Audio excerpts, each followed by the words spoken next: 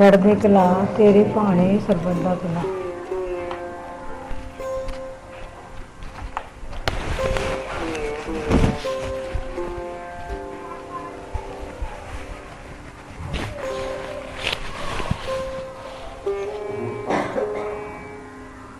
मैं आपको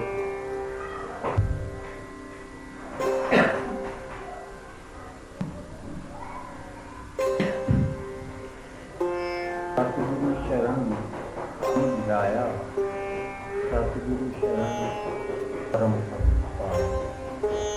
सतगुरु शरण पहले कहा है सतगुरु की शरण में जाकर के, सतगुरु की शरण में जाकर के हरि के नाम का ध्यान करें। पहली बात बताइए सतगुरु की शरण, फिर हरि के नाम का ध्यान करें। जिसने भी ऐसा किया है उसको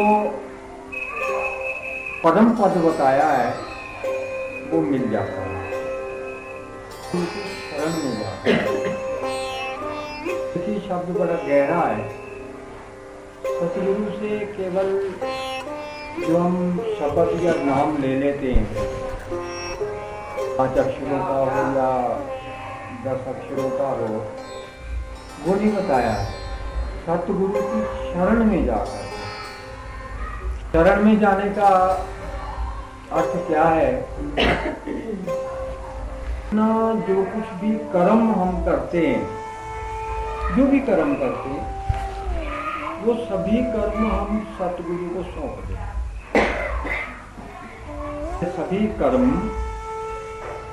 गुरु के सपोर्ट होने चाहिए, मतलब समर्पित होना चाहिए।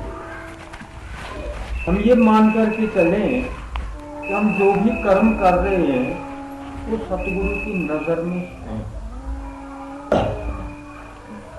सतगुरु से छुपे हुए नहीं है, सबको देख रहा है वो। तो मानना चाहिए कि हम सतगुरु की शरण में हैं। मतलब हमारे जो भी कर्म, हमारा कह लो मुंह से बोलना, हाथ से काम करने, आंख से देखना, कान से सुनना, और इन सब से जो हमारे भाव बनते हैं, जो विचार बनते हैं, सतगुरु कहाँ रहते हैं? उनका वास कहाँ है? हमने कहाँ उनको वास दिया हुआ है? कहाँ जगह दी हुई है उनको? दिल में, मन में। जब मन में वो रहता है और विचार कहाँ आ रहे हैं? मन में। तो सतगुरु की नजर में है सब कुछ। तो सारे कर्म सतगुरु के समर्पित जो भी कर्म होता है, सबका ये मान करके कि वो सब कुछ जानते हैं। फिर बताया फिर नाम का ध्यान, तब जाके क्या होगा? सतगुरु शरण हरि नाम ध्याया, सतगुरु शरण परम पद पाया। जो ऐसा शरणागत हो गया सतगुरु की, परम पद मिल गया, आनंद से भर गया। मन आनंद से कब भरता है? आनंद किसे कहते? काम, क्रोध, लोभ, मोह, अहंकार जब कुछ भी नहीं रह जाता तो मन आनंद से, उसी का नाम ही परम सुख है। थोड़ा अनाहत बाजे जो है अंदर के, या अनाहत शब्द उसको सुनाई देने लगता है, वो होता है परम पद पाना। सबसे श्रेष्ठ, जिसके ऊपर कोई पद ही नहीं है, ब्रह्मा विष्णु महेश के पद से भी ऊपर जो पद है, उसका नाम है परम। वो उसी को मिलता है जो सतगुरु की शरण में जाकर के उसको समर्पित होके करके अपना जीवन, जो भी हमारी करनी है, जो कुछ हम कर रहे हैं, वो सब कुछ गुरु को समर्पित। तो विचार करना चाहिए हमारे कर्म कैसे हैं, मीठे होने चाहिए या कड़वे। किसी को चुभने वाले होने चाहिए या सुख पहुंचाने वाले होने चाहिए, फूलों की महक वाले हों या कांटों से भरे हुए हों, ये चुभ नहीं किसी। ऐसे समझ लो हम गुरु को ही सुना रहे हैं वो शब्द, नहीं क्या मन में कौन बैठा हुआ, किसको बसाया हुआ है हमने। शरणागत होने का अर्थ है क्या है कि मन में गुरु को बसा लेना, गुरु की। और जो भी विचार आता है उसके हिसाब से हम कर्म करते हैं। जो विचार आते हैं तभी तो बोलते हैं मुझे पहुंचा नहीं पहुंचा गुरु को वो शब्द, वो हमारे विचार खुश होंगे, हमारे को सफल होगा हमारा कोई भी कर्म, कोई भी अरदास, कोई भी बेनती। बड़े खुश होके हम कह देते हैं हम ऐसा चाहते, हमारा ऐसा हो जाए हमारे लिए, बहुत खुश हो, हम बहुत अच्छे कर्म कर रहे हैं। हम आके दीपक जलाते हैं, हम आके सिमरन करते हैं, और बाद में क्या करते हैं, लड़ाई झगड़ा करते हैं, एक दूसरे की निंदा चुगली करते हैं। हम मिलता है हमारा जो कुछ भी किया हुआ है वो सारा बेकार जाता है, बस यही मिलता है, कुछ प्राप्ति नहीं होती, हम खो रहे हैं, मिल नहीं रहा हमें, तो पाने के बजाय खो रहे हैं। जो पिछला था कहते ना मुट्ठी बांध के आया जग में वापस आएगा,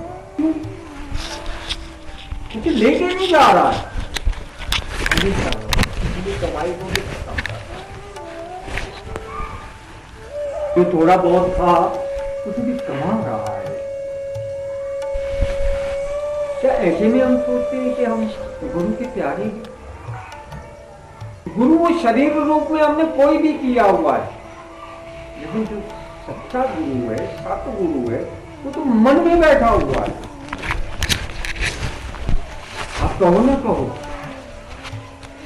मानो या न मानो, वो तो बैठा हुआ है, और सब हमारे कर्मों का हिसाब किताब उसके पास में है, और उसी के हिसाब से हमें भोग मिलने हैं, भोग हमें उसी के हिसाब से मिलने हैं।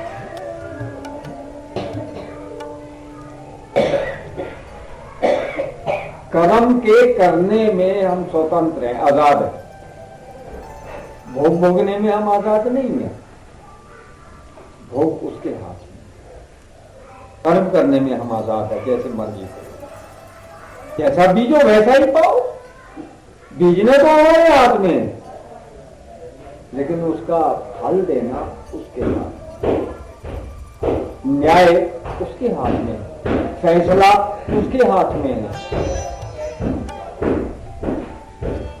सोच विचार करके होश में आ रहेगा, बेहोश होकर के नहीं। तभी कहते हैं काम वासना के अधीन होकर नहीं, लोभ के अधीन होकर के नहीं, मोह के अधीन होकर के नहीं, अहंकार के अधीन होकर के नहीं, क्रोध के अधीन होकर के नहीं। अगर इनके अधीन होकर के हम कोई कर्म करते हैं तो गुरु के विमुख है, विपरीत है, जो हमें गुरु शिक्षा देते हैं उसके खिलाफ है वो। कुल मिला के ऐसा समझो वो पाप, जो बेहोशी में किया जाता है वो पुण्य नहीं हो सकता, वो पाप होता है। पाप कर्म और पुण्य कर्म अगर देखना हो तो जो होश में कर्म किया जाता है, होश में आकर के बोलेंगे तो क्रोध नहीं होगा, लोभ नहीं होगा, मोह में नहीं करेंगे बात, मोह के बात में नहीं होंगे। जितने भी गलत कर्म होते हैं बेहोशी में होते हैं, अधीनता में होते हैं, बाद में दुखी होता है।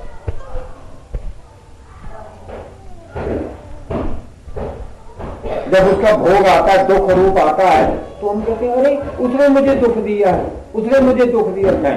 वो हमारे कर्मों का ही भोग होता है। कोई किसी को दुख नहीं देता, हमारे कर्मों का भोग ही हमें मिलता है। उसको तो ऐसे सोचना चाहिए कि मेरा एक पाप कर्म जो था वो खत्म हुआ है। जब कोई भी दे रहा है, किसी तरह से भी मिल रहा है, हमारे पाप कर्म जो वो कट रहे हैं, लेकिन आगे मैं ऐसे कर्म करूं जिससे मुझे दोबारा दुख ना भोगना पड़े। इसको कहते हैं गुरु की शरणागत होना। और उल्टा ऐसे समझ लो कि गुरु वालों को ज्यादा दुख मिलते हैं। गुरु वालों को, ठीक है, गुरु वालों का जीवन जो है ज्यादा दुखी होता है। आप सोचते होंगे गुरु के पास जाने पर जो है सुखी हो जाते हैं, नहीं। गुरु से नाम लेने पर दुख बढ़ते हैं, घटते नहीं। कुछ कर्म ऐसे होते हैं जो साथ ही साथ उनका गुरु जो है वो भोग उसका भुगतवाते हैं साथ ही साथ। अगर उसकी इच्छा हो, अगर वैसे सुखी है और ये चाहता है कि इसी जन्म में हमारा पार उतारा हो जाए, मुक्ति हो जाए, तो दुख ज्यादा भोगने लगते हैं। तो गुरु वालों को इससे भी दुखी नहीं होना चाहिए कि दुख मिल रहा है, लेकिन उसको खुश होकर देना चाहिए। आगे के लिए ऐसे बीज ना बोए जिससे उसके नए भोग बन जाए।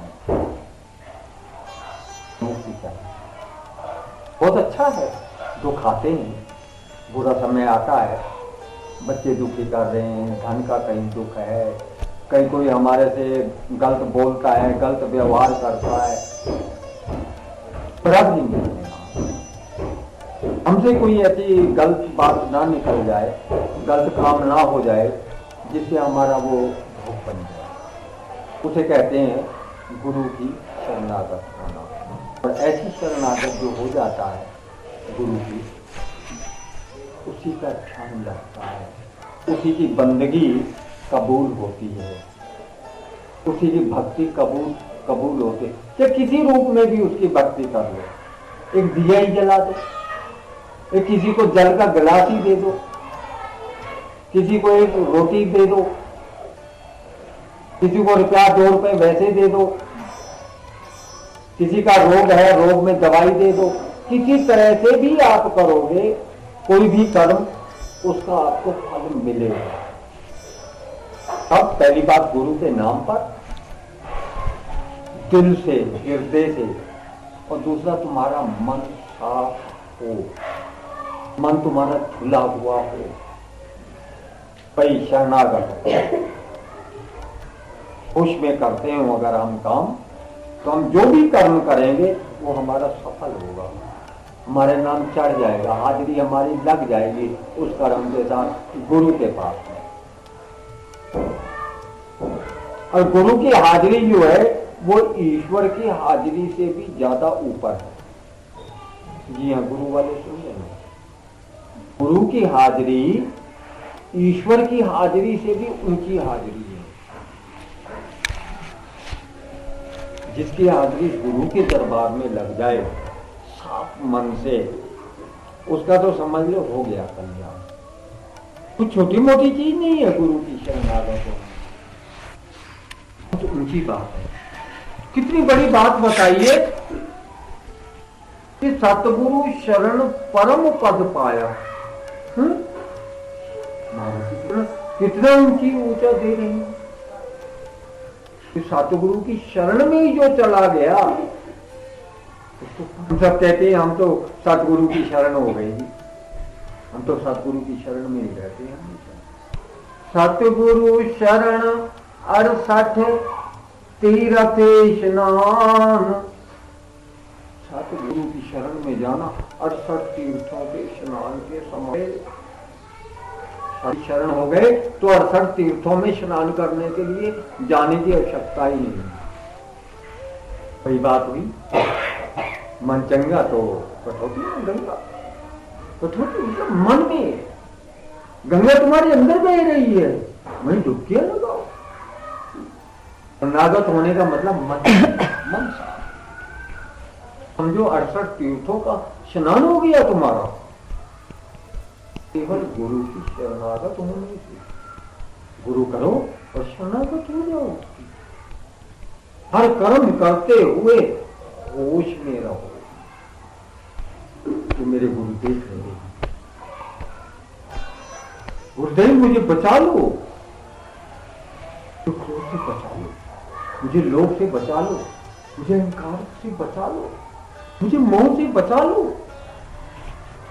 गुरु की तो हजूर लिख रहे हैं सतगुरु शरण 68 तीर्थ स्नान सतगुरु अपने। जिसकी मात्र शरण में जाने से ही 68 तीर्थों का स्नान हो जाता है। और कहते हैं 68 तीर्थों का जिसका स्नान हो गया उसकी परम गति उसको मिल गई, परम पद मिल गई। आसान नहीं है। और बाबू ने इसी पर ही लिखा है, यही बात महाराज जी ने बताया कि जे तन मेरा चश्मा हो गए मुर्शिद वेख नगत्या हो। लूलू दे विच लख लख चश्मे एक खोया हो। लूलू दे विच लख लख चश्मे एक एक रोम के अंदर लाखों आंखें हैं। गुरु को देखने के लिए मांग रहा है ये। ऐसी दीदार करो कि जहां भी देखूं मेरा गुरु ही बैठा हुआ है। लख लख चश्मे एक खोला एक कज्जा हो। मुर्शिद दा दीदार वे बाहू करोड़ा करोड़ हाथ वही 68 तीर्थ का सुना। लाखों करोड़ों हज एक हज नहीं, एक बार का नहीं तीर्थ, लाखों करोड़ों हजों के समान। गुरु के दर्शन का अर्थ है गुरु की शरण में हो जाए। गुरु को अपने मन मंदिर में बिठा लेगा। मन मंदिर हो जाए, पहले मन साफ हो जाए और उसमें गुरु को बिठा लेगा। गुरु को मंदिर में बिठाने का अर्थ है हमारे कर्म देखो, काम क्रोध लोभ मोह अहंकार से रहित तो है गुरु। यही हजूर कहते हैं और यही सभी संतों ने कहा है। जितने भी संत हो चुके हैं, जितने महात्मा हो चुके हैं और जितने भी साधु हो चुके हैं, सभी ने एक ही आवाज में कहा है कि जो भी गुरु शरण में चला जाता है, ईश्वर का गुणगान करता है, ये कार्य सभी सफल होते हैं। यही हमारा मकसद है, यही हमारा ध्येय है, इसका जीवन का मनुष्य तो है जीवन का। अगर यही हमारे जीवन में हो जाए तो समझ लेना हमने सभी कर्म कर लिए। सुख नहीं आ सकता है, सुख ही सुख आना। नानक नाम चढ़दी कला तेरे भाने सर्वदा, नानक चढ़दी कला तेरे भाने सर्वदा, नानक चढ़दी कला तेरे भाने सर्वदा, चढ़दी कला तेरे भाने। जी 11 तारीख को अभी आवाज नहीं आए हैं कि जो भी इस धरती पर धारण करके जो भी उन्होंने लोक भलाई में और मन को साफ करने के लिए गंदगी के पक्ष में मिलते चलने के जो भी उन्होंने रास्ता दिखाया है,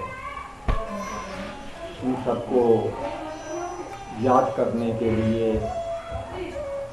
याद में मैं तो यही कहूँगा कि वो दिन उनका यादगार दिन होगा, स्मृति दिवस होगा। उन्होंने जो कुछ दिया समाज को, भक्तों को याद किया जाए और एक संकल्प लिया जाए कि हम उनके रास्ते पर चढ़दी कला तेरे भाने सर्वदा।